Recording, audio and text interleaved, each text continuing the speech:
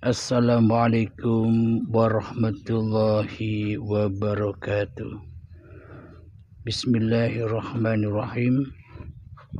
Asyhadu an la ilaha illallah wa asyhadu anna Muhammadar Rasulullah. Allahumma shalli ala sayyidina Muhammad wa ala ali sayyidina Muhammad.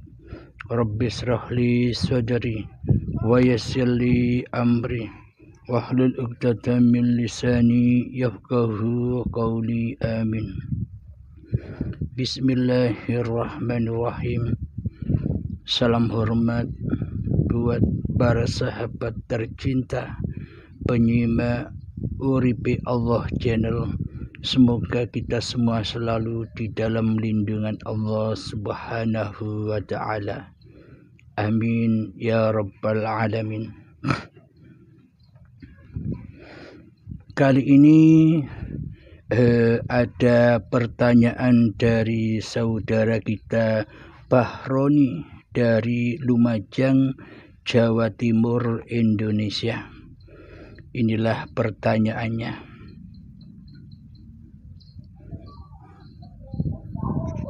Assalamualaikum Guru. Maaf Guru, mau tanya nih, kalau sedang di kamar mandi atau di toilet, bolehkah kita mengingat Allah Guru? Atau di hati kita hanya ada Allah? Itu aja Guru, terima kasih. Assalamualaikum. Waalaikumsalam warahmatullahi wabarakatuh. Bila sedang di kamar mandi, apakah kita boleh mengingat Allah atau berzikir kepada Allah? Itulah pertanyaannya. Jadi sesungguhnya bila manusia belum beriman kepada Allah, jadi sesungguhnya bila manusia belum mengenal siapa Allah itu, maka tak satu pun manusia bisa mengingat Allah. Tak satu pun manusia bisa berzikir kepada Allah kecuali berzikir dan mengingat kepada hawa nafsunya sendiri. Bila yang jadi Tuhan di hatinya, bila ia merasa dirinya yang bisa pergi ke kamar mandi, berarti yang diingatkan bukan Allah. Berarti yang diingatkan bukan Allah yang menguasakan akan dirinya, bahwa dirinya diperjalankan dan dipergerakkan menuju ke kamar mandi, melainkan mengingat bahwa dirinya lah yang pergi ke kamar mandi. Jadi mana mungkin manusia bisa mengingat Allah sementara manusia di hatinya masih menjadi Allah. Manusia di hatinya masih merasa menjadi Tuhan atas dirinya sendiri. Manusia di hatinya masih merasa bahwa hidup ini hidup manusianya.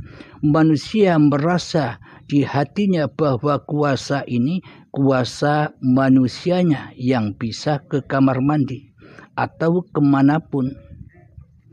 Jadi takkan pernah bisa manusia mengingat Allah bila manusianya masih wujud, bila manusianya masih ada, bila manusianya masih hidup, bila manusianya masih kuasa, maka selamanya takkan pernah bisa mengingat Allah kecuali hanya mengingat nama-namanya saja.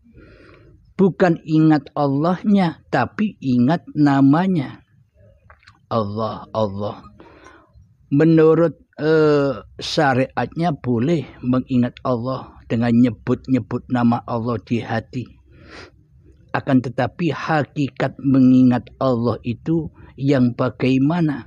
Mengingat Allah bahwa yang bisa ingat Allah ya Allah sendiri. Bila yang bisa mengingat hidup ya hidup sendiri.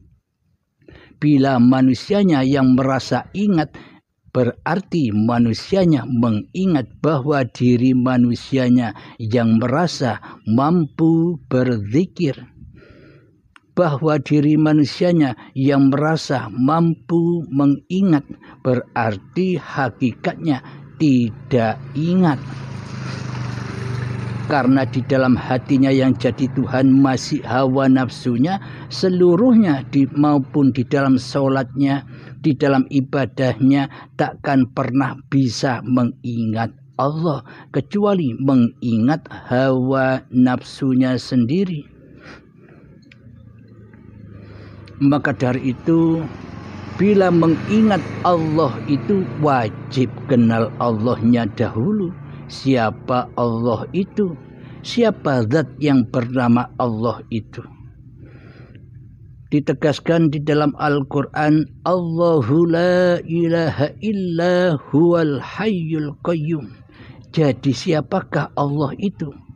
Allah itu adalah tiada Tuhan yang berhak disembah kecuali dialah hidup yang kekal lagi terus menerus mengurusi seluruh makhluknya.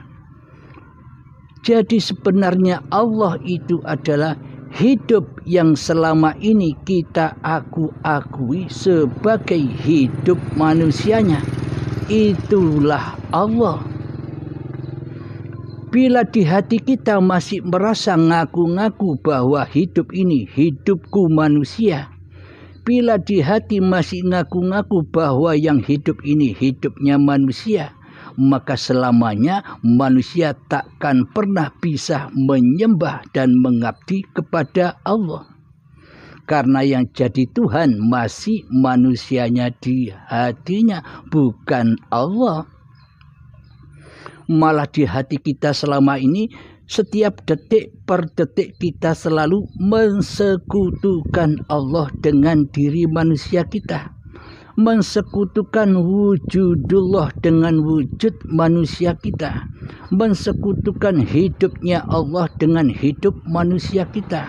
Mensekutukan kekuasaan Allah dengan kuasa manusia kita. Seolah-olah Allah itu tidak kuasa apapun atas diri manusia kita. Yang berkuasa atas diri manusia kita adalah diri kita sendiri selama ini. Sementara Allah ditiadakan di hati kita, sementara Allah digoibkan, itulah tanda manusia belum bertuhan, manusia belum beriman, manusia belum bertakwa kepada Tuhan pencipta diri manusianya di hatinya. Jadi pada intinya, bagaimana, apakah bisa kita mengingat Allah ketika kita di kamar mandi? Tergantung manusianya. Manusianya sudah takwa apa belum? Tergantung manusianya. Manusianya sudah iman apa belum? Tergantung manusianya. Manusianya sudah mengabdi kepada Allah, yang hanya Allah lah yang bisa menggerakkan dan menghidupi manusianya. Semua tergantung makom manusianya.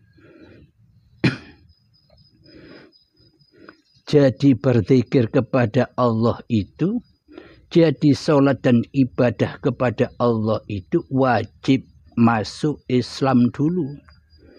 Wajib bersahadat dulu, wajib tahu Allah dulu. Bila tidak tahu Allah itu siapa dan yang mana, muhal manusia bisa menyembah Allah. Bagaimana mungkin manusia bisa menyembah Allah sementara kepada Allah manusia tidak tahu? Mana mungkin manusia menyembah Allah sementara manusia menyembah diri manusianya sendiri di hatinya. Sementara manusia menyembah hawa nafsunya lah yang berkuasa atas dirinya. Jadi mengingat Allah itu jalannya lewat awwaluddin ma'rifatullah. Harus bermakrifat dulu baru bisa berzikir. Harus bermakrifat dulu baru bisa sholat. Harus bermakrifat dulu baru bisa beribadah. Harus bermakrifat dulu baru dimanapun, bahkan ke kamar mandi pun bisa ingat Allah. Jadi orang-orang yang beriman itu, orang-orang yang bertakwa itu, di sisi Allah tiada Tuhan selain Allah di hatinya. Sementara selama ini di dalam hati kita, la ilaha illa ana, tiada Tuhan selain aku sendiri yang berkuasa atas seluruh tindak laku dan aktivitas badanku sendiri. Iya tidak? Selama ini bukan Allah kan? Selama ini kita tidak pernah menyembah Allah kan? Kecuali menyembah hawa nafsu kita sendiri yang selama ini seolah-olah kita bisa mentuhani diri kita sendiri. Seolah-olah kita sebagai Tuhan dikala kita merokok. Seolah-olah di hati kita, kitalah yang bisa merokok, bukan Allah. Karena yang jadi Tuhan di hati kita masih hawa nafsu kita sendiri. Bagaimana mungkin Allah merokok? Itu kata hawa nafsu. Coba Anda hayati. Bila tak ada hidup di badan ini, apakah ada keadaan merokok? Apakah ada keadaan minum kopi? Atau apakah ada keadaan membuat kopi? Siapa yang membuat, siapa yang minum kopi, siapa yang merokok itu? Jika tak ada hidup, semuanya takkan pernah ada. Jadi hiduplah pelakunya. Jadi Allah lah yang menguasakan di segenap makhluk-makhluknya. Tanpa Allah tidak akan ada apa-apa. Dengan Allah lah seluruh apa-apa dan seluruh siapa-siapa ada. Sesebutan apapun ada karena Allah lah yang menyebutkannya.